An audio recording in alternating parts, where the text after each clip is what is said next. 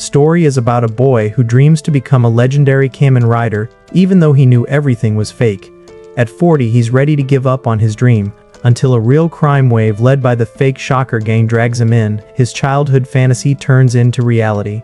The ultimate Kamen Rider dream is about to begin. The story starts with a kid named Tojima obsessed with Kamen Rider. He watches it on TV all day. Even when his mom goes out, he keeps watching and copying its moves. A few years later, Emiri asks Tojima if he will go on a date with her. Excited, he happily agrees, but she quickly rejects him. Everyone in class laughs as Emiri's boyfriend reveals it was a prank. Tojima quietly walks away, ignoring the humiliation, which makes the bullies lose interest in him. Later near a river, Tojima reflects on his childhood and his dream to be a Kamen Rider. Emiri approaches to apologize. She tells him that everyone in their school is a delinquent, but he's different, mysterious. Suddenly, a thug from another school starts harassing Emiri. Tojima asks him to stop, but the thug punches him. Tojima blocks the attacks and counters with a strong punch that makes the thug cry. His gang attacks, but Tojima defeats them all and walks away like a hero. The next day, the thug gathers a large group of delinquents and takes Emiri hostage, challenging Tojima to a fight. Everyone in school is terrified, but Tojima steps forward fearlessly. He lectures them. "You call this a fight? You're just students living on your parents' money. If you want to fight, then fight evil." They charge at him and beat him down. Emiri cries for help, awakening Tojima's spirit. He stands up, saying they left him no choice. He removes his shirt to reveal a Kamen Rider belt drawn on his belly. He mimics Kamen Rider's moves, confusing everyone, then charges and defeats the gang. Even though his face is bloody, Emiri gets disgusted and runs away. Heartbroken, Tojima regrets ever pretending to be Kamen Rider. Years later, at 40, Tojima lives alone in the jungle, punching trees, frustrated that he knows Kamen Rider and Shocker are not real. Suddenly, a bear appears. Tojima wishes it were a Shocker, but he fights and defeats the bear with ease. Shocked by his strength, he wonders if he's even human. He sells his rare Kamen Rider collectibles. The shopkeeper is surprised, but Tojima explains he doesn't want them lying around if he dies alone. While eating, he sees a news video about men in Shocker costumes committing robberies. Disappointed that they're just humans, his last spark of hope fades. At his construction job, he keeps hearing about crimes linked to the Shocker name. During a festival, he remembers his childhood. His father once gave him money to enjoy the day, and that was the last time he saw him. Tojima buys takoyaki from a stall. Nearby, a Yakuza boss orders his men to wear Shocker masks and cause trouble. The underlings reluctantly obey and start harassing the vendor. The crowd watches silently. The vendor cries for help, and something awakens in Tojima. He buys a Kamen Rider mask from a nearby shop, puts it on and feels his heart burn with passion. Finally, he's becoming Kamen Rider. He tells the thugs to stop, but they mock him. Tears fill his eyes under the mask. As they attack, he punches one so hard he flies away, then delivers a flying kick to another, knocking him out cold.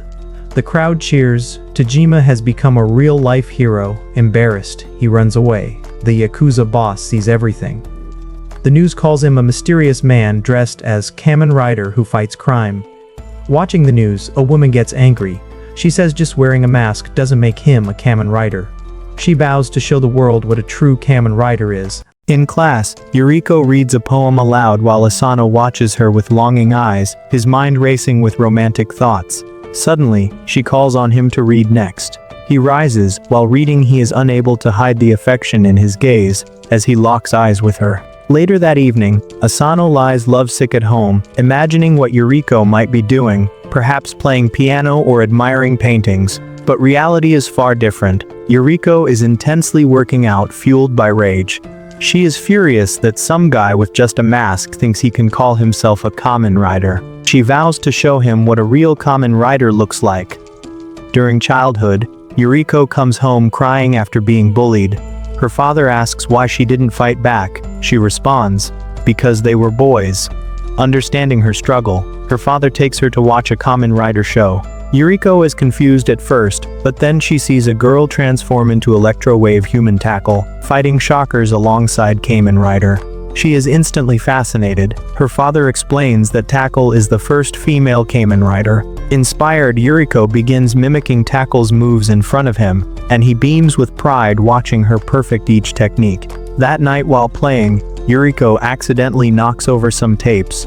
One catches her eye, episode Thor, which she hasn't seen yet. She pops it in and watches in horror as Tackle dies using her final move, Ultra Cyclone. Yuriko breaks down in tears, unable to accept it. When her father finds her in this state, he is shocked. As he comforts her, she sobs. Why did Tackle have to die? Why didn't Kamen Rider save her? Her father gently explains that Tackle had no choice. She died saving everyone. She was the greatest heroine. That is why he named Yuriko after her, Yuriko Misaki. No matter how hard things got, she never stopped fighting. These words bring a smile back to Yuriko's face. Next day, her father said Tackle is not dead, and while dressing Yuriko, he says from now on you are Tackle. She gets emotional and takes the identity as Tackle. At present she is 24 years old teacher. She has walked on the path to become Tackle. On the other side, Yakuza boss with his subordinates decide to hit a string of 5 convenience store, and this time he is coming with them. His subordinates are worried they may get caught. They ask him not to come, but he is determined to come. Since he likes Shocker, he also says he would prefer to looking like a monster, like Spider-Man. While stores are being robbed, Asano suddenly confesses his love to Yuriko on the street, completely shocking her. Her own student just proposed. Police rush past them, chasing Shockers, only to get beaten down by a Yakuza boss. Yuriko spots the Shockers and her instincts kick in. Every time they beat down an officer, she wants to charge in and catch them. But Asano's confession has her mind spinning in confusion. When the Shockers flee toward another store, Yuriko can't hold back anymore. She refuses to let her first prey escape and bolts away from Asano to pursue them. Meanwhile, Tojima spots himself on the news and gets excited. But his excitement fades when he hears Shocker voices nearby. He tries confronting them, but they don't recognize him, leaving him humiliated in a comical moment. He crouches down to put on his mask, then desperately says, "Look, it is me." They finally recognize him as the Kamen Rider who beat them at the festival. Tojima is literally crying under his mask, saying he has been searching for them forever. During the chase, Yuriko notices Tojima and becomes furious. She calls him a cheap imposter with just a mask, accusing him of trying to steal her prey. But not this time. She tears off her shirt, shocking Asano, revealing her Tackle costume underneath. She asks if Asano still likes her now, leaving him speechless and flustered. She hands him her bag and charges forward.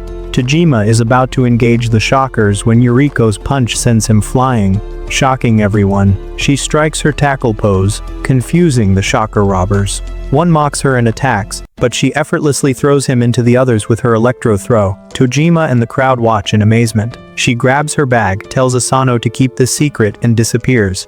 The Yakuza boss lifts his mask and tells Tojima it is not over, but Tojima protests that she punched him too. As they leave, Tojima wonders if Yuriko is also someone who loves Kamen Rider characters as much as he does. Later, seeing herself on the news as Tackle, Yuriko is absolutely thrilled. She finally did it.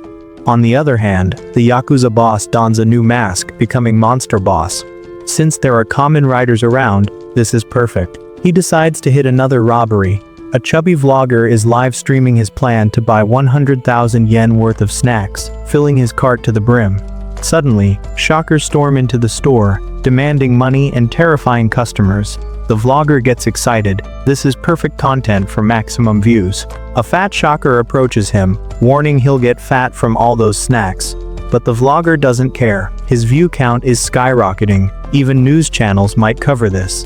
Every second, more people join his stream. He decides to keep filming until police arrive. Tojima races toward the scene after seeing the stream, and notices Yuriko heading there too. They spot each other and have a strange sense of recognition. Suddenly, a man grabs Monster Boss's hand, telling him to stop. The Shockers mock him, asking if he is trying to be a hero.